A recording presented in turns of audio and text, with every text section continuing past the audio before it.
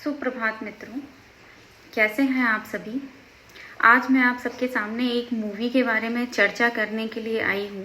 Adipurush movie, जो कि release होने से पहले से ही काफ़ी चर्चाओं में चल रही थी और उसके रिलीज़ होने के बाद तो लोगों की प्रतिक्रियाओं का उसके प्रति एक तूफान सा आ गया है, और जिसका मुख्य कारण उसके डायरेक्टर द्वारा किए गए उस मूवी में कुछ नए प्रयोग हैं। जैसा कि आप सबको पता ही है, आदिपुरुष मूवी रामायण पर आधारित है।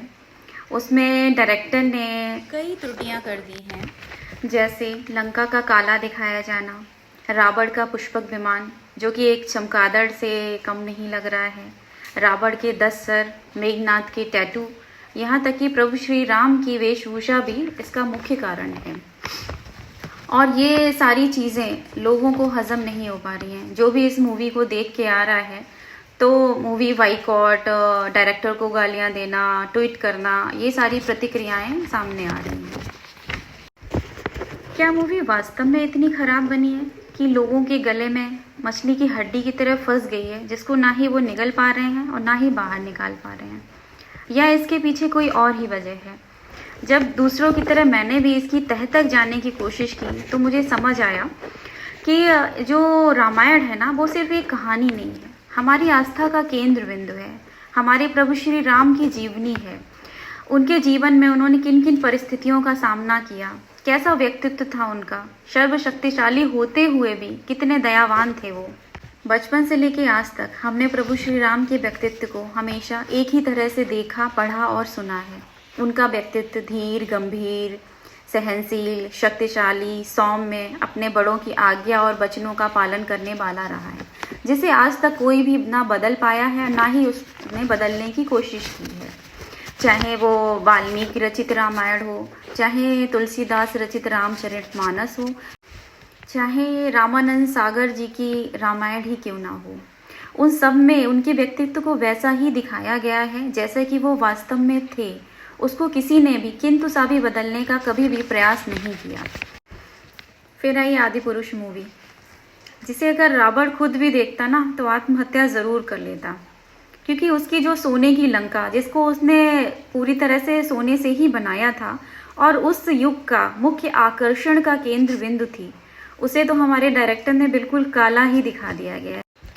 रावण, जो कि एक सनातनी ब्राह्मण था और बहुत ही बड़ा शिव भक्त था, जिसने कुछ ही समय में शिव तांडव स्तोत्र की रचना कर दी थी। अगर वो अपने अहंकार पर विजय प्राप्त कर लेता तो उसके जैसा ज्ञानी और शक्तिशाली उस युग में दूसरा नहीं होता। और आदिपुरुष मूवी ने तो उसके व्यक्तित्व को बिल्कुल धो डाला है। भगवान राम को तो एक जगह उन्होंने बिल्कुल जीसस क्राइस्ट की तरह ही दिखा दिया है, और पवन पुत्र हनुमान की तो क्या कहूँ, उनको तो उन्होंने बिल्कुल एक मुंबई के टपोरी की तरह पेश कर दिया है। इस तरह की मूवी देखने से लोगों की भावनाएं तो आहत होनी ही थी, और भावनाएं ज़्यादा आहत इस वजह से और हुई हैं क्योंकि सालों बाद छोटे पर्दे से बड़े पर्दे पर रामायण आ रही थी और लोगों को उम्मीद थी कि उस रामायण से इस रामायण में प्रभु श्री राम के व्यक्तित्व को और अच्छे से दिखाया जाएगा। लेकिन हुआ उसका कुछ उल्टा।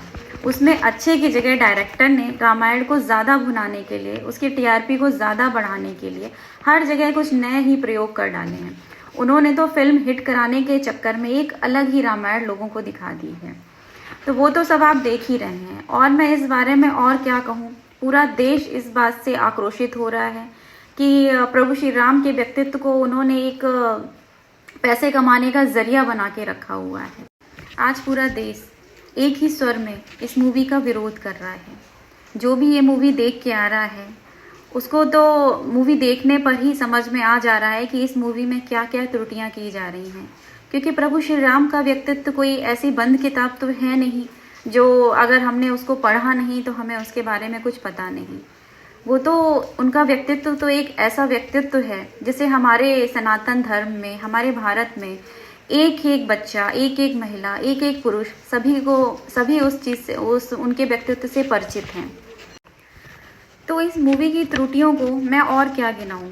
जो भी ये मूवी देख के आ रहा है, इसमें क्या क्या त्रुटियां डायरेक्टर के द्वारा की गई हैं, सभी भली भांति परिचित हैं। हाँ, लेकिन मैं इसके निर्माता निर्देशकों से एक बात ज़रूर कहना चाहूँगी कि अगर वो बाहुबली टाइप की एक मूवी बनाते जो ना ही रामायण पर आधारित होती, जिसमें ना ही प्रभु श्री राम होते, ना ही माता सीता होती, तो जनता उनकी इस क्रिएटिविटी को ज़रूर सराहती। लेकिन उन्होंने प्रभु श्री राम पर मूवी बनाकर रामायण के शाश्वत सत्य को ही बदलने की कोशिश की है, जिससे सनातनियों के दिल को ठेस तो पहुंचनी ही थी। प्रभु श्री राम हमारे आराध्य हैं और उनके धार्मिक ग्रंथ को हम सिर्फ एक मनोरंजन का साधन बनाकर पैसा कमाने का जरिया नहीं बना सकते थे, और ये गलती इसके डायरेक्टर ने की है, तो अब इसका भुगतान तो उन्हें भुगतना ही पड़ेगा। जय श्री राम।